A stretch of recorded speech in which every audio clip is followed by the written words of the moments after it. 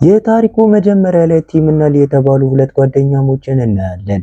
እነዚህ ጓደኛሞች በአንድ ወንጀል ምክንያት በአንድ ላይ ወደ አንዱ እስር ቤት ተወስደዋል። በእስር ቤቱ መግቢያ በር ላይ የዚህ እስር ቤት ጨካኝ ዋርደን ኃላፊ በጣም በቁጣ መንፈስ ይቀበላቸዋል። እንዲህም ይላቸዋል፣ ወደ ፕሪቶሪያ በሰላም መጣችሁ፣ እዚህ ለመበስበስ ተዘጋጁ። በእውነቱ የፕሪቶሪያ እስር ቤት የተባለው ቦታ በዓለም ላይ ካሉ እጅግ ጥብቅ እስር ቤቶች አንዱ ነው። እዚህ ቦታ የጥበቃ ሰራተኞች ፍቃድ ሳይኖር አንዲት ስፌት መርፌ እንኳን ወጥታ አታውቅም። በእስር ቤቱ ታሪክ ውስጥ እስከ ዛሬ ድረስ አንድም እስረኛ አምልጦ አያውቅም። ነገር ግን አሁን የዚህ እስር ቤት ዝና መሬት ላይ ሊደፋ ነው። ምክንያቱም የኛ ጀግና ቲም ጄኪን አሁን ወደ እስር ቤቱ ገብቷል። እርሱ ከዚህ እስር ቤት የሚሰወረው ዋርደኑ ኃላፊው ራሱ በድንጋጤ እስከሚበዝ ድረስ ይሆናል። ቲም ወደ እስር ቤቱ ሲገባ በውስጡ ትንሽ ተጨንቆ ነበር። ምክንያቱም እስር ቤቱ በእውነትም በጣም ጥብቅ ጥበቃ ያለበት ነበር።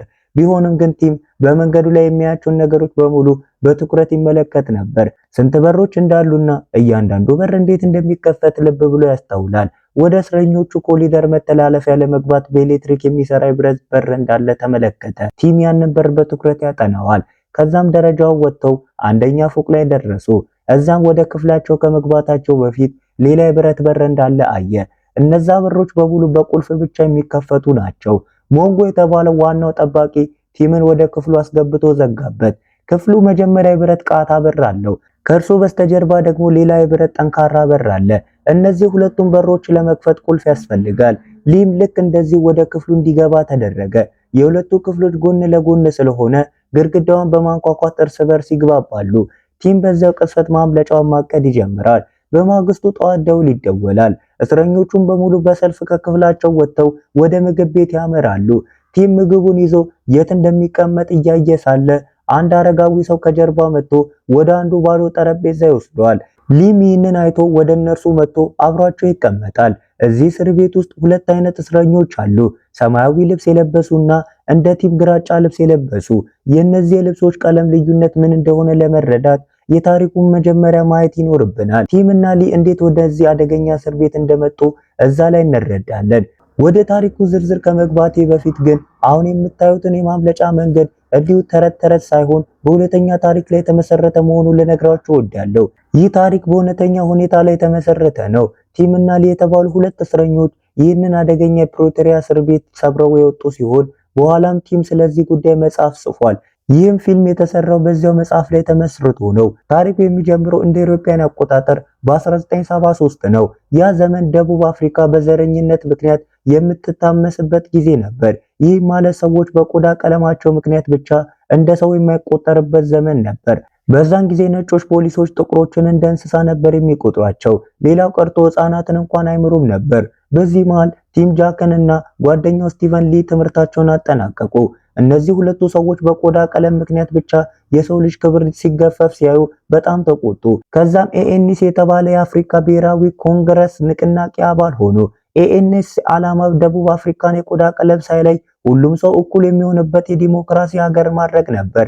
ይህም ዓላማ ለማሳካት ቲም ሁለት ቦርሳዎችን ይዞ ይወጣል። ሊም በበኩሉ አንዱን ቦርሳ ከአንድ መኪና አጠገብ ያስቀምጣል። ቲም ትንሽ እንደተራመደ የመጀመሪያውን ፍንዳታ ይከሰታል። ነገር ግን ይህ አደገኛ ፍንዳታ አልነበረም። ቦምብ ውስጥ ሰዎች ዘረኝነትን እንዲቃወሙ የሚያነሳሱ ወረቀቶች ነበሩ። ሁለቱ ሰዎች ከዛ ቦታ ከመውጣታቸው በፊት ፖሊሶች ደረሱባቸውና ለማምለጥ ያደረጉበትን ሙከራ ሳይሳካ ቀረ። ከዛም ወደ ፍርድ ቤት ተወሰዱ። ፖሊሱ በሄደበት ቅጽበት የቲም የሴት ጓደኛ ዳፊኒ ጥቂት ገንዘብ ይዛ ወደ እርሱ መጣች። ነገር ግን ይህ ገንዘብ ተደብቆ መያዝ አለበት። ምክንያቱም እስር ቤት ውስጥ ገንዘብ ከተገኘ ቅጣቱ በ12 ዓመት ይጨምራል። ይግባኝ የመጠየቅ እድልም የለም። ቲም ደግሞ ከዘረኛ ዳኛ ይቅርታ እንደማይጠይቅ በግልጽ ተናግሮ ነበር። ዳፊኒ ገንዘቡን በቲም ጫማ ውስጥ ትደብቃለች። ከዛም ይለያያሉ። ቲም ወደ መጸዳጃ ቤት ገብቶ ገንዘቡን በላስቲክ ይጠቀልለዋል። ከዛም በትንሽ ቱቦ መሰል ነገር ውስጥ አድርጎ በሰውነቱ ውስጥ ይደብቀዋል። ከዛም የፍርድ ቤቱ ሂደት ተጀመረ። ቲም አስቀድሞ እንደገመተው ዳኛው የዘረኝነት አስተሳሰብ የተጠናወተው ነበር። በዳኛው እይታ የኤኤንኤስ ሁሉም ሰው እኩል ነው የሚል ሐሳብ በጣም አደገኛ ነበር። ጥቁሮች በዳኛው እይታ እንደ ሰው አይቆጠሩም ነበር። የዚህ ወረቀት ቦምብ ኦፕሬሽን ዋና መሪ ቲም ስለነበር 12 ዓመት ተፈረደበት። ሊ ደግሞ 8 ዓመት ተፈረደበት። የታሰሩትም ለነጮች በተዘጋጀው ፕሪቶሪያ እስር ቤት ውስጥ ነው። እዚህ እስር ቤት ውስጥ ሰላማዊ ልብስ የለበሱ እንደ ግድያና አስገድዶ መድፈር ያሉ ከባድ ወንጀሎች የፈጸሙ ናቸው።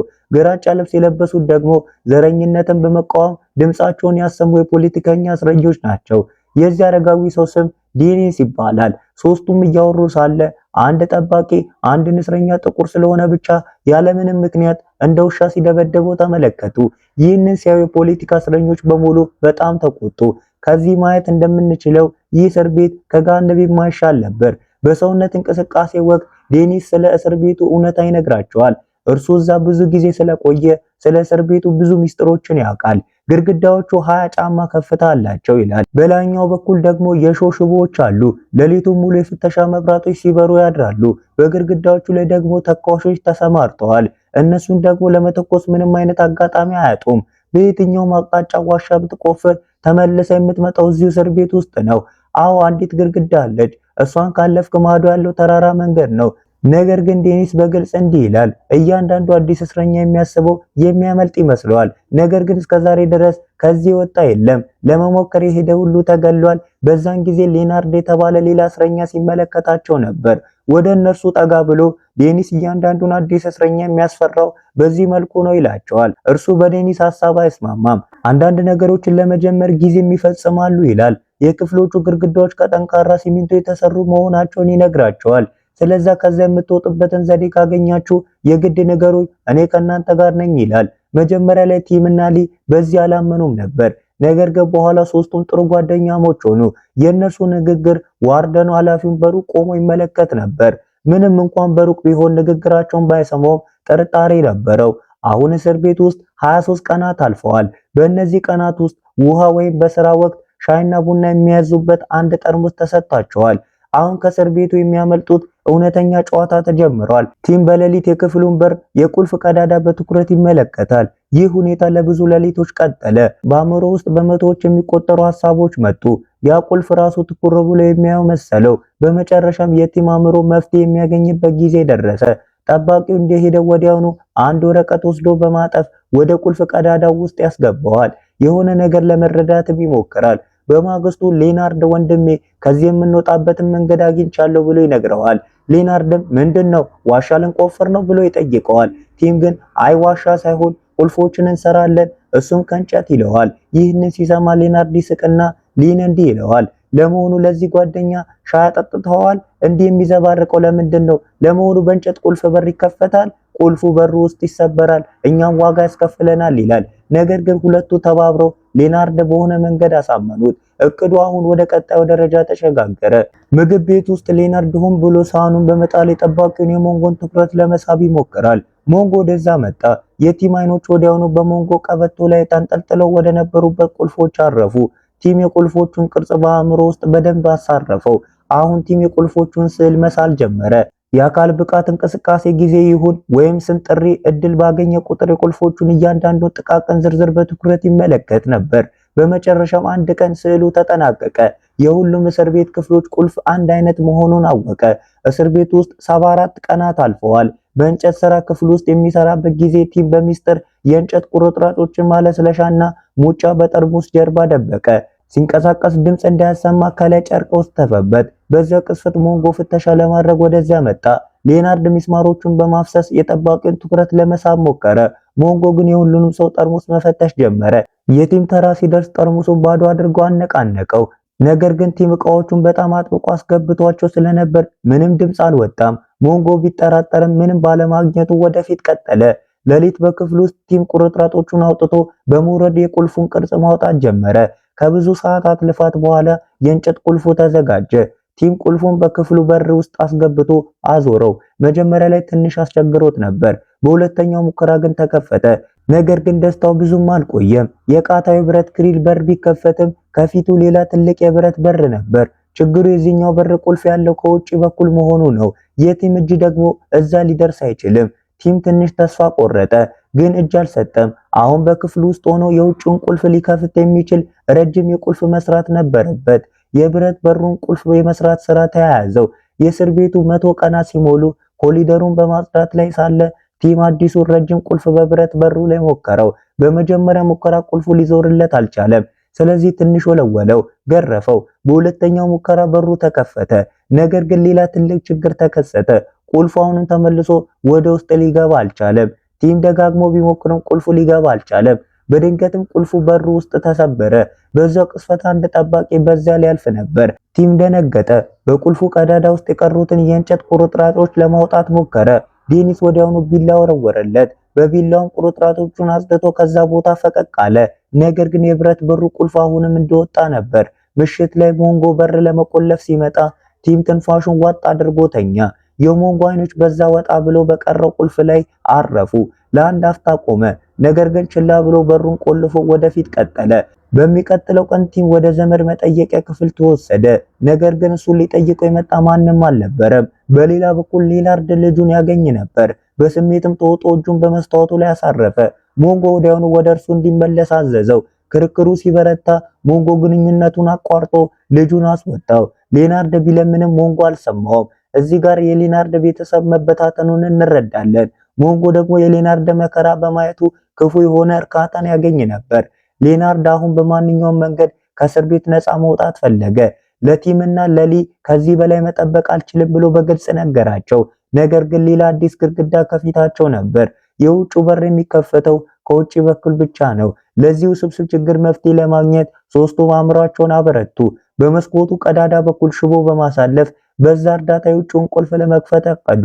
ቁልፉ እዛ ደረሰ። ነገር ግን አሁን ያለው ትልቁ ፈተና እንዴት እንደሚዞር ነበር። እንዴት እንደሚዞር ግራ ገባቸው። ሶስቱም ወደ አንዱ ባዶ ክፍል በመሄድ ይህንን እንቆቅልሽ ለመፍታት መሞከር ጀመሩ። እንዴት እንደሚዞር ግራ ገባቸው። ሶስቱም ወደ አንዱ ባዶ ክፍል በመሄድ ይህንን እንቆቅልሽ ለመፍታት መሞከር ጀመሩ። በዛን ጊዜ ግን በድንገት አንድ ጠባቂ ወደዛ መጣ። የሚሉትንም መስማት ጀመረ። የሌናርድ አይኖች በእርሱ ላይ አረፉ። ወዲያውኑ ለቲምና ለሊ ምልክት ሰጣቸው። እነሱም በቅጽበት ወሬያቸውን ቀየሩ። ጠባቂም ሲጠይቃቸው በየዋህነት ምንም አይደለም፣ ዝም ብለን ክፍሉን እያጸዳን ነው አሉት። በዚህ መሃል የሊ አእምሮ ውስጥ አንድ ብልጭታ መጣ። መጥረጊያ መጠቀም እንደሚቻል ሐሳብ አቀረበ። ምክንያቱም የመጥረጊያው ርዝመት በመስኮቱ በኩል እስከ በሩ ቁልፍ ለመድረስ በቂ ነበር። ቲም ቁልፉን የሚያዞርበትን ትክክለኛ ዘዴ ያገኘው በእንጨት ስራ ክፍል ውስጥ አንድ እስረኛ የእንጨት መኪና ሲያሽከረክር ካየ በኋላ ነው። መፍትሄው አእምሮ ውስጥ ታተመ። ቲም ልክ እንደ እውነተኛ ቁልፍ ሊሰራ የሚችል የሚሽከረከር የእንጨት መቀመጫ አዘጋጀ። ይህንን በመጥረጊያው ጫፍ ላይ አያያዘውና ወደ ቁልፉ ለማስገባት ሞከረ። ኢላማው ትክክል እንዲሆን ደግሞ በጥርስ ብሩሽ ላይ ትንሽ መስታወት አያያዘ። በመጀመሪያው ሙከራ ቁልፉ ሊገባ አልቻለም። ቲም ማስተካከያ ያደረገበት። እንደገና ሞከረ፣ ግን አሁንም አልተሳካለትም። በዛን ጊዜ አንድ አስፈሪ ችግር ተከሰተ። የእንጨት ቁልፉ ከእጁ አምልጦ መሬት ላይ ወደቀ። ቲም ጊዜ ሳያባክን ማስቲካውን አወጣ። ማስቲካውን በመጥረጊያው ጫፍ ላይ አጣብቆ የወደቀውን ቁልፍ በጥንቃቄ መልሶ አነሳው። ሌሊቱን ሙሉ በፈጀው በዚህ አስቸጋሪ ልፋት በመጨረሻም በሩ ተከፈተ። ማስረጃ ለማጥፋት የሰሩትን ቁልፎች በሙሉ በአንድ ዕቃ ውስጥ አድርገው በአትክልቱ ስፍራ አፈር ውስጥ ቀበሩት። እድልን ተመልከቱ። ልክ በዛ ሰዓት ግንብ ላይ ያለው ጠባቂ ይመለከታቸው ነበር። ቀደም ብሎ ንግግራቸውን ሰምቶ ስለነበር ይጠራጠራቸው ነበር። ቀጥታ ወደ ሊመጣና ቦርሳውን መፈተሽ ጀመረ። ነገር ግን ምንም አላገኘም። ወደ ቲም ሲመጣ ግን ቲም ዕቃውን ቀብሮ አስጠናቆ ነበር። ጠባቂውም ሲጠይቀው ቲም በተረጋጋ መንፈስ ስለ አትክልት ስራ እያወራን ነበር ብሎ መለሰለት። ጠባቂው አምኖት ሄደ። ነገር ግን ይህንን ሁሉ ዴኒስ ይመለከት ነበር። ዴኒስ የማምለጡን ሐሳብ ከአእምሮ እንዲያወጣው ደግሞ ቲምን መከረው። ምክንያቱም እቅዱ በከፋ ሁኔታ የሚከሽፍ ጠባቂዎቹም ሲያያቸው እንደሚተኩሱባቸው ተሰምቶት ነበር። ቲም አሁን በእውነት ማምለጥ ከፈለገ የቡድኑን ቁጥር መጨመር እንዳለበት ተረዳ። ቀስ በቀስም ሌሎች እስረኞችን ማሳተፍ ጀመሩ። አብዛኞቹ የፖለቲከኛ እስረኞች ነበሩ። እነዚህ አዳዲስ ሰዎች በስራው ላይ ማገዝ ጀመሩ። እያንዳንዱ በሚስጥር ልብሶችን ያመጣል፣ ሌላው ደግሞ አስፈላጊ መሳሪያዎችን ያቀርባል። በዚህ መሃል አንድ ጥቁር እስረኛ በሚስጥር ለቲም አንዲት ትንሽ ሳሙና ሰጠው። ቲም እድል ሲያገኝ የቁልፎቹን ቅርጽ በዛ ሳሙና ላይ አወጣና ከቆሻሻ መጣያ ቅርጫት በታች ደበቀው። ከጥቂት ቆይታ በኋላ ጠባቂው ለቲም አዲስ መነጽር ይዞለት መጣ። እየሳቀም አንድ የሚያስፈራ ዜና ነገረው። እርዳታ ያደረክላቸው ያ ጥቁር እስረኛ ለማምለጥ ሲሞክር ተመቶ መገደሉን ነገረው። የቲም ደም ፈላ። ነገር ግን ራሱን ተቆጣጠረ። አሁን ቲም እና ሌናርድ በሌሊት የማምለጥ ልምምድ ጀመሩ። የክፍላቸው በር ከፈቱ። የመላው ብሎኩን በር ከፈቱትና ያለምንም ድምጽ ወደ ታች ወረዱ።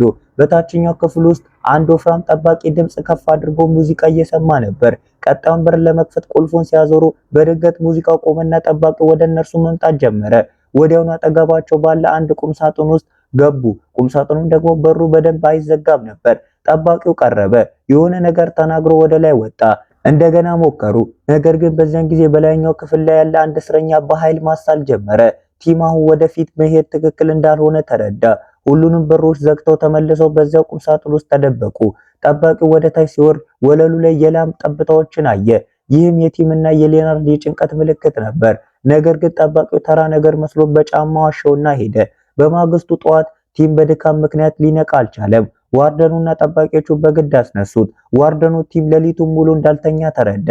ቲም ይቅርታ ከመጠየቅ ውጪ ሌላ አማራጭ አልነበረውም። ከዛም ጠባቂዎቹ የሌናርድ ክፍልን ፈተሹት። ልጁ የላከለትን ደብዳቤዎች በሙሉ ቀደዱበት። የሌናርድ ቁጣ ገነፈለ።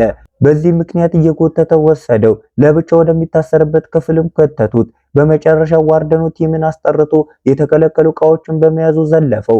ዋርደኑ በንዴት የቲምን ዕቃዎች በሙሉ መሬት ላይ ዘረገፋቸው። በዛን ጊዜ ቲም ሊጥለው የረሳውን ትንሽዬ የእንጨት ቁልፍ ቁራጭ ላይ አይኑ አረፈ። ቲም በድንጋጤ ራደ። ዋርደኑ ሲጠይቀው ቲም በከባድ ጭንቀት ውስጥ ሆኖ የፎቶ ማቆሚያ ነው ብሎ መለሰለት። በዛን ጊዜ ማንም ሰው ከእንጨት ቁልፍ ሊሰራ ይችላል ብሎ አያስብም ነበር። ስለዚህ ዋርደኑ ብዙም ሳይጠራጠር ማስጠንቀቂያ ሰጥቶት ሄደ። ዋርደኑ ቢሄድም ቲም ግን አሁን በከፍተኛ ሁኔታ መጨነቅ ጀመረ። በጠባቂዎቹ አፍንጫ ስር የማምለጫ ዕቅድ ማውጣቱ ቲምን ከውስጥ እየሰበረው ነበር። በዚህ ምክንያት ድንጋጤና ጭንቀት ይይዘው ጀመር። ቢሆንም ግን ፍርሃቱን ተቆጣጥሮ ወደፊት መጓዙን ቀጠለ። ካለፈው ስህተቱ ትምህርት በመውሰድ አሁን ቁልፎቹን በተለያዩ ቦታዎች መደበቅ ጀመሩ። ደጋግሞ ልምምድ ያደርጋሉ። በእያንዳንዱ ሙከራም አዲስ ነገር ይማራሉ።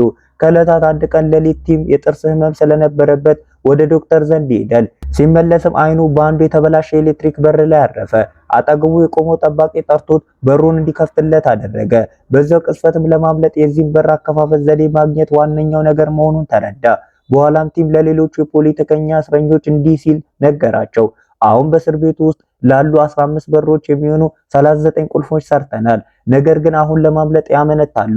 ምክንያቱም በሩን መክፈትና በእርግጥም ከእስር ቤቱ ወጥተው መጥፋት ሁለት የተለያዩ ነገሮች ናቸው። ዴኒስ ይህ በጣም አደገኛ ነው በማለት በግልጽ እምቢ አለ። ቲም ግን በዚህ እስር ቤት ውስጥ መቆየት ለዚህ ጨካኝ መንግስት እንደመንበርከክ ነው በማለት ሊያስረዳው ይሞክራል። በመሆኑ ግን ሌሎች እስረኞች የዴኒስን ሐሳብ ደገፉ። በዚህ ጉዳይ ላይ በሌናርድ እና በዴኒስ መካከል ጠንከር ያለ ክርክር ተፈጠረ። ምክንያቱም ሌናርድ ከዚህ በላይ መታገስ አልፈለገም ነበር። ቀስ እያሉ ልብሳቸውን መልበስ ጀመሩ። በዛው ቅጽበት በታችኛው ፎቅ ላይ ያለ አንድ ወፍራም ጠባቂ በፍጥነት ወደ መጸዳጃ ቤት ይሮጣል። ነገር ግን መጸዳጃ ቤቱ ተበላሽቶ ነበር። በዚህ ምክንያት ጠባቂው ደረጃውን አጠገብ ባለው ቁም ሳጥን ውስጥ መሳሪያዎችን ለመፈለግ ገባ። በውስጡ ያሉትን ሳጥኖችና ዕቃዎችን አንድ በአንድ ያነሳ ጀመር። በመጨረሻ መሳሪያውን አወጣ። በዛን ጊዜ አይኑ በሩ ላይ አረፈና አንድ እንግዳ ነገር ተመለከተ። በበሩ ላይ አንድ የወረቀት ፒን ተሰክቶ ነበር። ይህንን ፒን ሌናርድ እና ቲም ቀደም ብለው በዚህ ቁም ሳጥን ላይ የተጠቀሙበት ነበር። በሌላ በኩል ሶስቱም ልብሳቸውን ለብሰው የብሎኩን በር ለመክፈት ዝግጁ ሆነው ቆመዋል። በዛን ጊዜ ከታች የዛ ወፍራም ጠባቂ የትንፋሽና የጥረት ድምጽ ይሰማ ጀመር። ያንን ድምጽ ሲሰሙ በድንጋጤ ደነገጡ። ሁኔታው በጣም አስጨናቂ ሆነ። ይህ ሁሉ ሆኖም ሌናርድ ድፍረት አገኘና በሩን ከፈተው። ሶስቱም በዝምታ ወደ ታች ወርደው በዛ ቁም ሳጥን ውስጥ ተደበቁ። ነገር ግን አንድ ትልቅ መከራ መጣ። ጠባቂ ያንን የወረቀት ፒን አንስቶ ስለነበር ቲም በሩን እንዳይከፍት በጣቶቹ አጥብቆ ያዘውና በሆነ መንገድ ዘግቶ አቆየው። ከጥቂት ቆይታ በኋላ ጠባቂው መሳሪያዎቹን መልሶ ለማስቀመጥ ወደ ቁም ሳጥኑ መጣ። በዚያ ቅጽበት ዴኒስ እነርሱ ለመርዳት የጠባቂውን ትኩረት አቅጣጫ አስቀየረ። ዴኒስ ራሱ አምፖሉን በመስበር አጭር የኤሌክትሪክ መስመር ዝርጋታ እንዲፈጠር አደረገና በኃይል መጮህ ጀመረ። በዛም ምክንያት ጠባቂ ሁኔታውን ለማየት ወደ ላይ ለመውጣት ተገደደ። ጩኸቱ ምን እንደሆነ ለማየት ጠባቂው ወደ ላይ ሲወጣ ቲም ሊና ሌናርድ እድሉን ተጠቅመው በፍጥነት ከቁም ሳጥኑ ወጡና ወደ ቀጣዩ በር ሮጡ። ተራ በተራ ብዙ በሮችን ከፈቱ። ነገር ግን በድንገት ቀጣዩ በር ተቆልፎ አገኙት። በዛን ጊዜ ሌናርድ ወደ ኋላ ተመልሶ የኤሌክትሪክ በሩን የሚከፍተውን ቁልፍ በተን መጫን እንዳለበት ተረዱ። ሌናርድ ወደ ኋላ ሄዶ ቁልፉን ተጫነው። በሩም ተከፈተ። ከዛም ሶስቱ በፍጥነት ወደ ውስጥ ገቡ። አሁን የቀረው አንድ የመጨረሻ በር ብቻ ነበር። ቲም ወደ ውጪ አጮለቀና ተመለከተ። በሩ ክፍት ነበር። ከፊታቸውም ጥርት ያለ መንገድ ይታያል። ነፃነት ጥቂት እርምጃዎች ብቻ ቀርተዋታል። በደስታም ሶስቱም ተቃቀፉ። ከዛም ቲም በዚያ የመጨረሻ ቁልፍ ላይ የሰራቸውን ቁልፎች መሞከር ጀመረ። 1 2 3 ሁሉንም ቁልፎች ሞከረ። ነገር ግን ቁልፉ ፈቀቅ ሊል አልቻለም። ሁላቸውም ደነገጡ። እዚህ ደረሱ። የደረሱት ለመጀመሪያ ጊዜ ነበር። ይህ ደግሞ ትልቁ እንቅፋት ሆነባቸው። ሌናርድም ከውስጡ ተሰበረ። ቲም ተመልሰን መሄድና ለዚህም የሚሆን ቁልፍ መስራት አለብን አለ። የሌናርድ መልስ ግን ግልጽ ነበር። እዚህ በሞት ይሻለኛል እንጂ ተመልሼ አልሄድም አለው። በዛን ጊዜ የሌናርድ አይኖች በበሩ ቁልፍ ላይ አረፉ። ቁልፉ የተገጠመው በዛ እንጨት በተሰራ ክፍተት ፍሬም ውስጥ ነበር። ሌናርድ ወዲያውኑ ፍሬሙን በኃይል መምታት ጀመረ። ቲም ድምፁ በጣም እየከፋ ስለነበረ ደነገጠ። ሌናርድን ለማስቆም ሞከረና ድምፁን እስከ ኮሪደሩ ድረስ ይሰማ እንደሆነ ለማረጋገጥ ወደ ውስጥ ገባ። ያ ወፍራም ጠባቂ ይሰማል ብሎ በጣም ፈርቶ ነበር። ነገር ግን ተመልሶ ሲመጣ ፍሬሙ ተሰባብሮ ቁልፉ ወጥቶ ተመለከተ። በዛን ጊዜ ቲም ራሱ ሌናርድን ስራውን እንዲቀጥል ምልክት ሰጠው። ጥቂት ድብደባዎች በኋላ ቁልፉ ወጣና በሩ ተከፈተ። ሶስቱም በፍጥነት ልብሳቸውን ለብሰው ዝግጁ ሆኑ። በሩን በቀስታ ከፈቱና ዋናው በር ጥቂት ርቀት ላይ ብቻ ነበር የሚገኘው። እያንዳንዱን እርምጃ በጥንቃቄ እየተራመዱ ወደ ውጭ ወጡ። ነገር ግን በዛን ጊዜ ቲም ወደ እነርሱ አቅጣጫ እየመጣ ያለ አንድ ተኳሽ ተመለከተ። ቲም ወዲያውኑ ምልክት ሰጣቸውና ሶስቱም ከአንድ ግድግዳ ጀርባ ተሸሸጉ። በመስታወትም ይከታተሉት ነበር። ተኳሹ እንዳለፈ ቲም መጀመሪያ ወጣ። ከዛም ሁለቱ ተከተሉት። ካርታቸውን ተመለከቱ። መንገዱን መርጠው ወደፊት ቀጠሉና ግን ልክ እንደወጡ ሞንጎዛ ከአንድ ሰው ጋር እያወራ ነበር። ሶስቱም ራሳቸውን ደፍተው በዝምታ መጓዝ ቀጠሉ። ወደፊት ሲሄዱ ሁለት ጠባቂዎች ከፊታቸው መጡ። ነገር ግን የጠባቂዎቹ ትኩረት ሌላ ቦታ ነበር። በዚህ መልኩ ሳይቆሙ እያለፉ ከእስር ቤቱ በጣም ራቁ። የታክሲ ማቆሚያዎችን አገኙ። እዛም የነጮችና የጥቁሮች ታክሲ ተለይቶ ነበር። ሶስቱም ራሳቸውን ተቆጣጥረው ወደ አንዱ ጥቁር ታክሲ ሹፌር ዘንድ ሄዱ። ቲም በኪሱ ያለውን ገንዘብ በሙሉ ለሹፌሩ ሰጠውና እንዲሄድ ነገረው። ሹፌሩም የነጮቹን ታክሲ ያዙ አላቸው። ቲም ግን አንተ ራስህ ንዳ ብሎ አጥብቆ ጠየቀው። በመጨረሻም ሹፌሩ አሳፈራቸውና ታክሲው ከዛ ቦታ ተነሳች። በማግስቱም ጠዋት ሞንጎ የእያንዳንዱ እስረኛ ክፍል ለመክፈት ወጣ። መጀመሪያ የቲም ክፍል ጋር ደረሰ።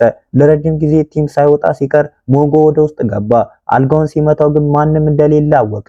ስራ የማጣት ፍርሃት በሞንጎ ፊት ላይ በግልጽ ይታይ ነበር። በድንጋጤ ወደ ታች ሮጠ። በሌላ በኩል ግን በኮሪደሩ ያሉት እስረኞች በሙሉ ይሳሳቁ ነበር። ምክንያቱም እነዚህ ሶስት ሰዎች የማይቻለውን ነገር አድርገውታልና። የፕሪቶሪያን ከተማ ወሰን እንዳለፉ በታክሲ ውስጥ በደስታ ጮሁ። የደስታና የእንባ ስሜት በአንድ ላይ ተቀላቀለባቸው። ቲም የጠባቂውን ቁልፍ በእጁ አጥብቆ ይዞት ነበር። አይኖቹም በእንባ ተሞልተው ነበር። በፊልሙ መጨረሻ ላይ የቲም ጃክን፣ የሊንና የዴኒስ ጎልድበርግ እውነተኛ ፎቶዎች ይታያሉ። የሌናርድ ፎቶ ግን አልተገኘም። እንግዲህ ጓደኞቼ ባካችሁን አድርጉኝ። እናንተ ግን ለምንድን ነው እንደዚህ ጨካኝ የምትሆኑት? ይሄ ከሆነ ጭካኔ ነው። እኔ እንደዚህ ሰርቼላችሁ የሚገራረም ፊልም እናንተ ሰብስክራይብ ሳታደርጉ ሲቀር ጭካኔ ነው። አንጨካከን። አሁን ይሄ ፊልም ምርጥ ነው። አንጨካከን። ተው አያዋጣንም።